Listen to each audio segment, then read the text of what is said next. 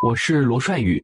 I'm Leo, a medical student. If you're hearing this, that means I'm no longer alive. Every piece of evidence is my pursuit of the truth. 我是罗纯一妈妈。非法组织获取。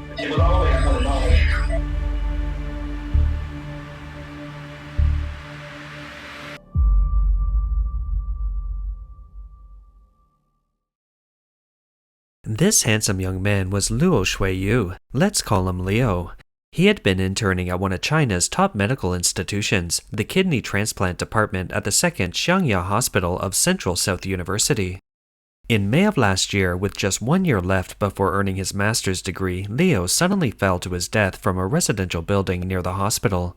He was only 28, an age full of promise and energy. The police issued a vague statement. All they said was, "A graduate student jumped. Authorities have ruled out foul play." No photos, no details, no follow-up investigation. 6 months later, Leo's parents bravely came forward online under their real names. They accused the second Xiangya Hospital of serious illegal conduct involving organ transplants. They claim Leo had uncovered damning evidence and was trying to expose the truth until he became a target. The moment they posted their accusations, the story exploded across social media. But just as fast, their social media accounts were shut down. Every online post mentioning Leo vanished. They couldn't even search his name. Like so many whistleblowers before him in China, Leo and the secrets he carried just disappeared completely like this. Let's be honest, wiping someone off the entire internet like that, it only happens when the power of the highest levels is involved. But then something strange happened, just as the world had begun to forget. At the start of this month, the story of Leo suddenly went viral again, everywhere, all at once. On China's most popular social media platforms, 6 out of the top 20 trending topics were about Leo. This sudden resurgence triggered a frenzy of online discussion. Across the internet, people were asking, what really happened to Leo, and what exactly did the hospital do that was so illegal? As more details came to light, a massive, long-standing illegal industry allegedly backed by the Chinese state started to emerge from the shadows. And as the pieces of the puzzle fell into place, people began to ask, what had Leo really discovered back then? Was his passing really the result of a personal decision, or was it a meticulously planned accident? Leo was born in 1996 in a modest rural village in Sichuan province. No money, no connections. The only path forward was hard work, relentless, unwavering effort to carve out a future. In 2021, he was accepted into one of China's top medical schools, Xiangya Medical College at Central South University, to pursue his master's degree. He was later assigned to intern at the kidney transplant unit at the second Xiangya Hospital, a high-profile department rich in resources and connections. If everything went according to plan, Leo had a bright future ahead, possibly landing a good position at this prestigious hospital.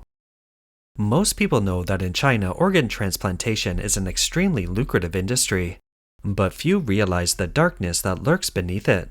And Leo, he simply couldn't turn a blind eye. On his med school application, he wrote, "I vow to protect the dignity of life with my medical skills." In 2022, Leo began his internship in the Department of Hepatobiliary and Pancreatic Surgery. There, he met the attending physician, Dr. Liu Shengfeng. Driven by profit, Leo had long abandoned his medical ethics.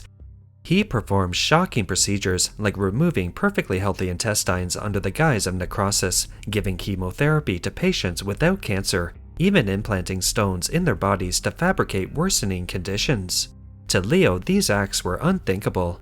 Quietly, he began collecting evidence and eventually reported the doctor. In August 2022, Liu Shengfeng was placed under investigation. By October 2024, he was sentenced to 17 years in prison. But while the doctor's case was still under investigation, on May 8, 2024, Leo mysteriously suffered a fatal fall from the 13th floor of a residential building near the hospital.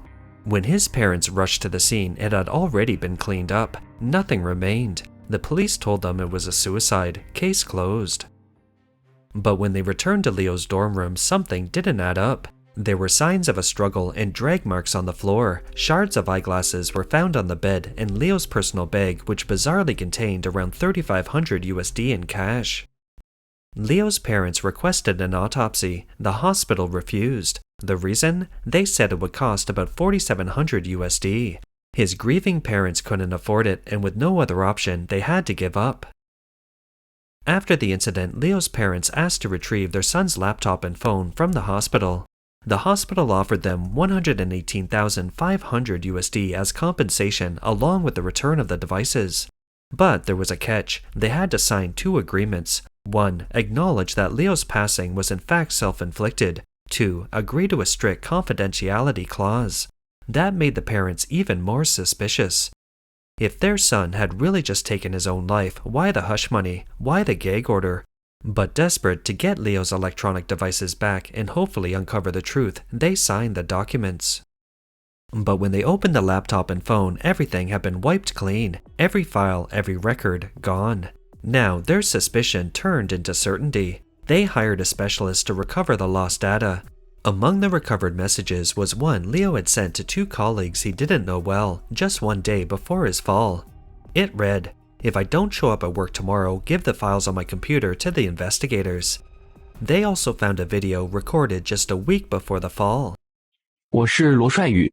I'm Leo, a medical student at the 2nd Xiangya Hospital of Central South University. If you're hearing this, that means I'm no longer alive to answer your questions, but please believe every word I recorded, every piece of evidence is my pursuit of the truth.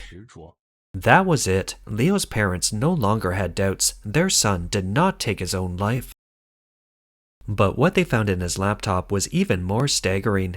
The recovered documents weighed 17 pounds when printed, over 1,100 pages in total. Leo had been secretly gathering evidence during his internship, doctors taking bribes, falsifying records, performing unnecessary surgeries, and most horrifying of all, illegally harvesting and trafficking human organs. This wasn't just corruption, it was massive, top secret, and a lucrative black market hidden within China's healthcare system. It wasn't exposing Liu Shangfeng that cost Leo everything, it was daring to touch a secret that others would do anything to keep buried. Let's take a look at a few examples from the evidence Leo left behind. At the 2nd Xiangya Hospital, some patients in critical condition were rushed to the ICU, only to be immediately declared brain dead. From there, the organ extraction process began. What's truly shocking is this: the hospital never even ran standard brainwave tests before declaring patients' condition. Instead, it was up to the on-duty doctor to make the call, just by looking. And to prevent any chance of a patient waking up, a doctor was recorded saying, "Give him the drug, don't let him wake up." In other words, they were drugging living patients into a coma to make the declaration. In another recorded conversation, they were discussing the acquisition of child donors. We need samples from children aged 3 to 9, specifically 3 boys and 3 girls. Samples must remain dry, documenting early signs of puberty, including breast development and underarm hair. Whenever a matching donor becomes available, be sure to record the details. Pediatric donors are especially difficult to obtain due to smaller blood vessels and more fragile kidneys. Alright, got you. Okay, thanks. Leo had documented exactly who was speaking in this recording, names, titles, everything. And it wasn't an isolated case. He uncovered 59 donation records involving children where the addresses didn't match or signatures didn't match the donors' surnames. Serious, repeated violations. When talking about the children, one speaker says, "This task is led by Dr. Liu and Chief Shea. I'm the liaison. I've added all the key people to the group. It's clear this was a coordinated, systematic operation. The entire department and the hospital leadership all were involved. Everyone knew. Everyone participated." Here's the most terrifying part. The 2nd Xiangya Hospital holds one of the most comprehensive transplant licenses in China, covering a wide range of transplantable tissues and internal body systems. Since 2000, the number of transplants performed there has surged every year. But that growth doesn't match the number of legally donated ones. In the US or Europe, patients wait 5 to 10 years for a matching part. At Xiangya, you could get a matched one within 2 days. Does that seem possible? What does this mean? And then there's this recording. This intestine is healthy.